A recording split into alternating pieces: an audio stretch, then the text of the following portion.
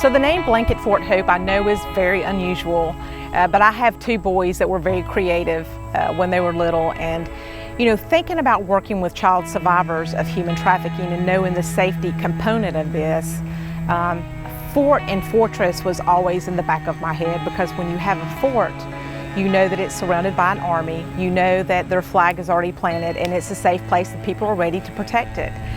And I started talking to my boys about their blanket forts when they were little, and I had one of my children, the most mischievous child, tell me, he said, "Mom, I just felt so safe in there. I didn't think anybody could even see me in my fort. Like I could hide, if I could be creative, I could sleep." And I thought that was so interesting, a blanket fort.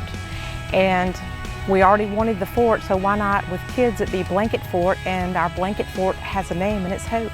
I was diagnosed with lupus in my 30s and was very, very sick. And I can remember at that point literally looking out my bedroom window and going, God, there's got to be more to life. I decided to go back to college at Highlands College and take a leadership class. From there I worked with the Dream Center in Birmingham, and I did a little bit of work with the Dream Center in LA. I could not believe the things that I saw. I did a lot of interviews with over 200 women, and recognizing that a lot of those women were trafficked when they were children. Had we had the place to stop that, then we may not be working with these adults who have gone through their whole life this way. So kicking and screaming, in 2015, I was in my 50s and decided that I needed to go start another agency, and I was mad. I was like, I don't want to start over again. It's too hard, it's too much. God said go. And in 2015, in February, we started this long journey to open up Blanket Fort Hope to help child survivors of human trafficking. So our average age is 11 to 17.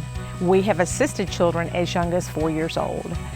We have a lot of familial trafficking in our state that people don't recognize, is happening. We have a lot of kids that are running away on the street, and when you're on the street, how do you think you're going to take care of yourself? You've got to eat, you've got to have shelter, and these guys or women who are traffickers, they know this. So they're out looking for these kids, and within 24 to 48 hours, most of the time those children have already been picked up. We work with task force. We work with the Alabama Human Trafficking Task Force that I was able to help start back in 2013.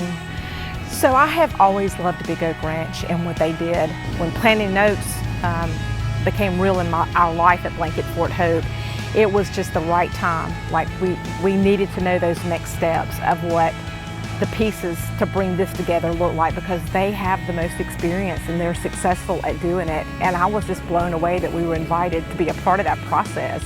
Their success and the blessing that God has placed on that, I know that God's in charge and they let God lead at that agency, and that's very important for us here at Blanket Fort Hope, that we know I can't do it, the board can't do it, Justin can't do it, only God can do this. And forget who we are and let's remember who He is and thank Him for the next steps. So that was a piece that Planting Oaks started bringing to the table.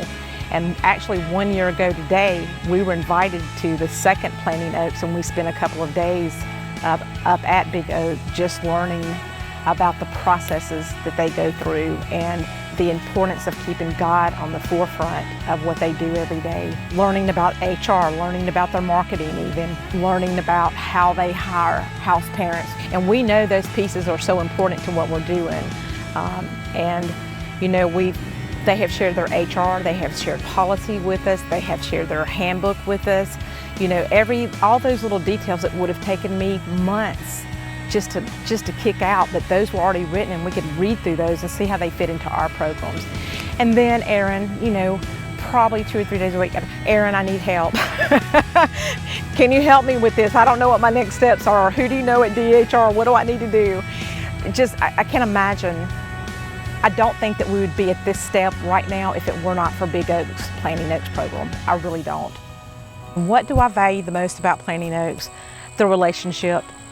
Because without the relationship of Planting Oaks, none of the other would be possible. And the value of that relationship and them speaking into, and the freedom, everybody needs to give them that freedom, whether it's the good, the bad, or the ugly, because it's going to be all three.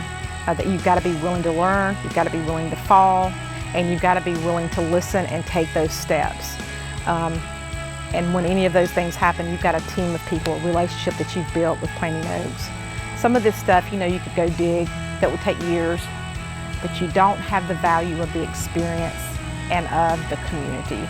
Only Jesus can bring those things to fruition. He can make those things happen, but it's a faith walk. We have to believe and know that every day.